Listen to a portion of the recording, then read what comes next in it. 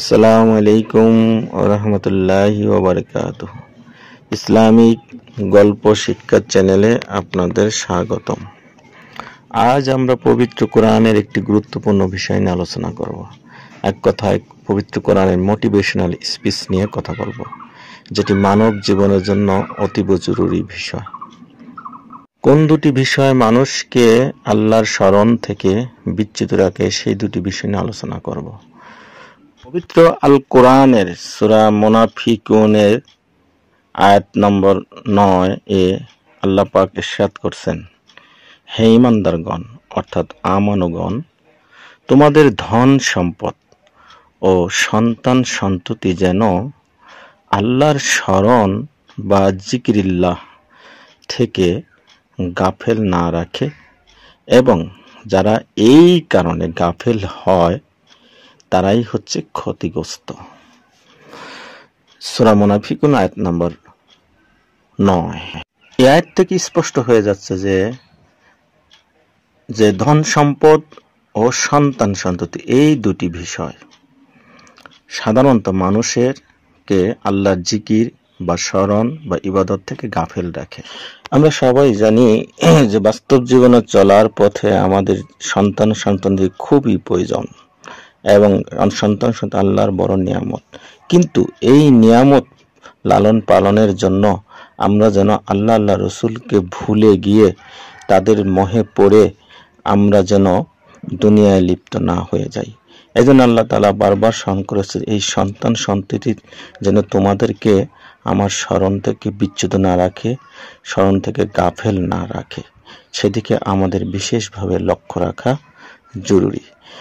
আল্লাহ তাআলা এই আয়াতে আরো একটি বিষয় আমাদের সাথে শেয়ার করেছেন, সেটা হচ্ছে সন্তানাদি যেন গাফেল না রাখে। আরেকটা হচ্ছে তোমাদের ধন সম্পদ। ধন সম্পদ বলতে আমরা কি বুঝি? ধন সম্পদ বলতে সোনা গহনা, বিভিন্ন ফার্নিচার, বিভিন্ন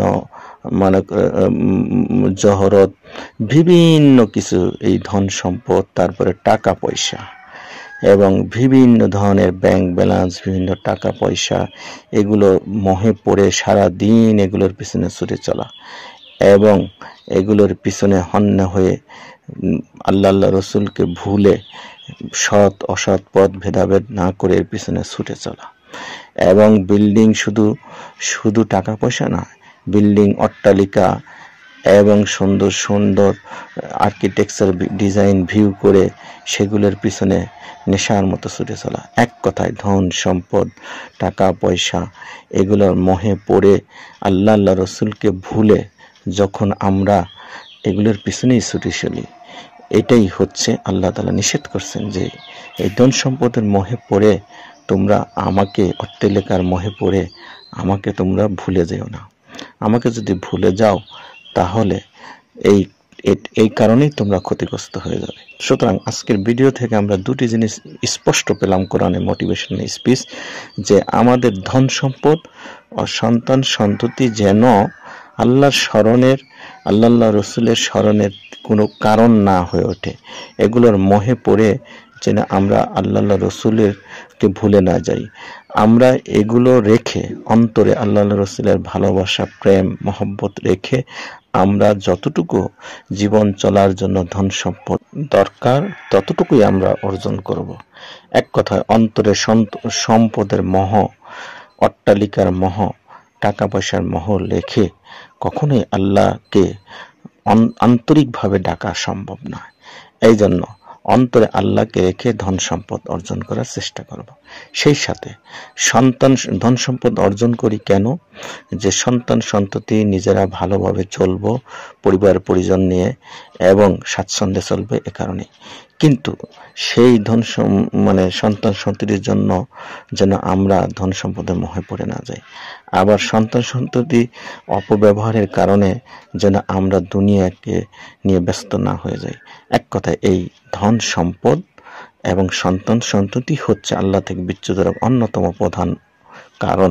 এই জন্য আল্লাহ কোরআনে বারবার এই দুটির প্রতি নির্দেশ দিয়ে বলতে হবে, এগুলো যেন তোমাদের আল্লাহর স্মরণ থেকে বিচ্যুতি না রাখে। আজকের ভিডিওতে আমরা পরিষ্কার দুটি বিষয় জানলাম, যে ধন সম্পদ ও সম্পদের মোহে পড়ে আমরা যেন আল্লাহ রসুলকে না ভুলে যাই। আল্লাহ আমাদের সত্য জানা, বোঝা ও মানার তৌফিক দিন। এবং আজকের এই ভিডিওটি যদি আপনাদের ভালো লাগে তাহলে আমাদের সাথে থাকবেন এবং চ্যানেলটি সাবস্ক্রাইব করবেন।